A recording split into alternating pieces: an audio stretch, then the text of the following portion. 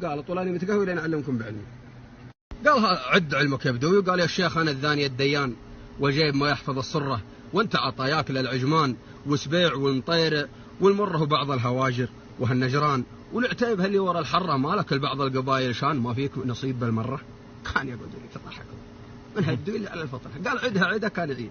قال وش علمك؟ قال علمي سلامة. قال سالم. قال أنا سنة من السنين رحت للكويت وسجلت عسكري في الكويت والله رزقني يقول حطيتي لي صندقة في الكويت والربعنا اللي يجون يبون الكويت يشتغلون ولا حاجة ما يتضيفون إلا عندي.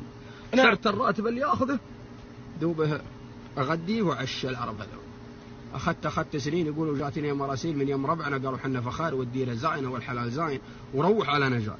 عود الله وعود أقدم فصل يا طويل العمر ومر لي رجال وأخذ لي من 30,000 قرضة وجي وخذ لي حلال وتجوز وانبسط ولا عليه بالخير. يقول ثم القرش عي يقر في يدي والحلال شيء ذبحت انا وشيء شال وشيء شالها الله وزي ما تشوف جارت على الدنيا. الله جارت على هالدنيا. قال هو كمله قال 30,000 قال 300 اللي يقولها الملك خالد. يبي يقول 300 مع زيدنا فيهم الكرم اللي الله إذا يرحم اللي ماتوا ويخلي لنا اللي بقي. قال 300 قال 1000 يا طويل العمر.